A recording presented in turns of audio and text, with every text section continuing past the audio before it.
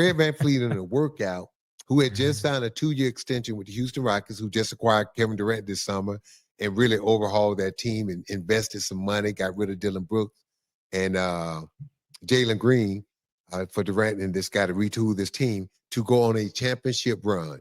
Make no mistake, the Houston Rockets are all in. That being said, man, how devastating of a news for Fred Van Vleet to get hurt. You're talking about a guy, even though small in stature, a guy who's won a championship. And I was covering that series. I remember in the second round 2 against the Milwaukee Bucks, Toronto was struggling. And Freddie hit a shot in that third quarter. And me and Leo Rowden kind of looked at each other and said, you know what, that may be the shot to get them back on track. And Milwaukee never won another game in that series. And Toronto just went on and hit the rest is history. But Fred was an instrumental part of the Raptors championship. And now he's going to miss the season with a torn ACL. And really and truly, man, if this is a 2-year window, for all practical purposes, even that second year, it normally takes that second year you playing, at least halfway through it, to get back to where you were. This is devastating for the Houston Rockets. And I would have to say, their odds are going to drop a little bit because the problem is this. You make it find somebody that can do what Freddie does, or if you move the backup up to that starting position, now your depth drops at the backup position. Yeah, so it's just a tough position to be in. The backups are what, Shepherd and Aaron Holiday? Not enough experience. Now, when you start talking about winning a championship, and you're talking about playing with KD wants to win a championship. So don't be surprised if we look out there and see some names of some veteran point guards getting traded. Think about it from this standpoint. Man, if you were Chris Paul and had not signed with the Clippers, how good an opportunity this would have been. It would have been a good opportunity, but I don't know if that's the move that Houston would have wanted to make. Because hey, man, Chris Paul is a little bit long in the tooth. Yeah, but he played all 82 games last year. Yeah. And with that team, you can honestly say you just need someone to know how to run the show and distribute the rock, right? Right. Because you got the scoring. You got everything. You got everything. You got size. You got defense. You got scoring. You got shooting.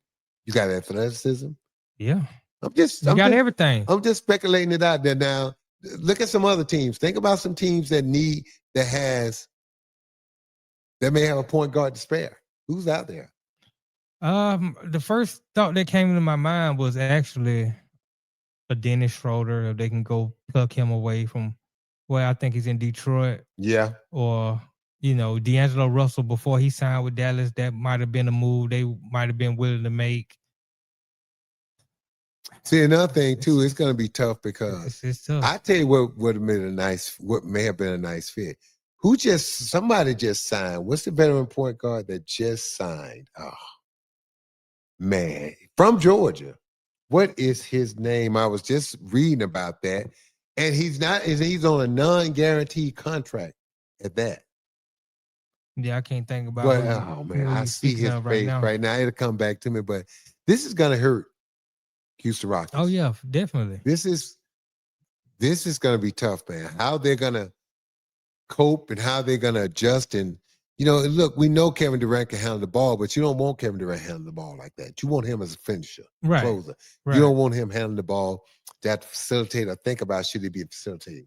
You want him just attacking at all times. Well, they made point guard by committee, should I say. I mean, you can get Amin Thompson the ball. Maybe he can do a little bit of ball handling here. Aaron Holiday, like I said.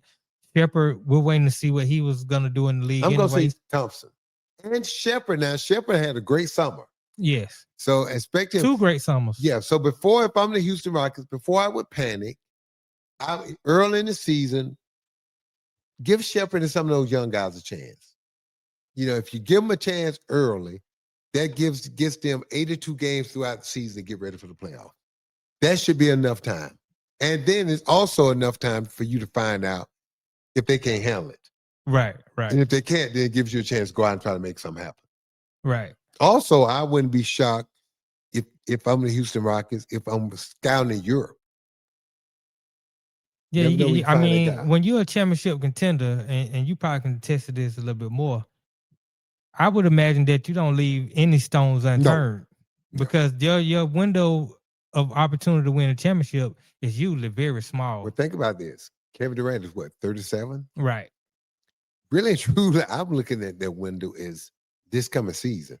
Maybe could bleed over depending on how healthy KD is and depending on what he's got left in the tank. Now, from all things that I've heard and seen and read, is that he's ready to rock and roll. That he plays basketball 24/7 year round, right? He don't take a lot of time off.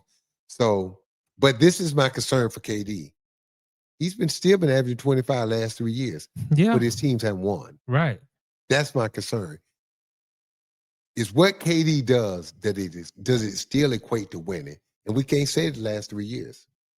Right. Well, this is a new team, a new opportunity. I think the fit of the pieces around him are better than what they had in Phoenix. Okay. But like you said, the story is to be told.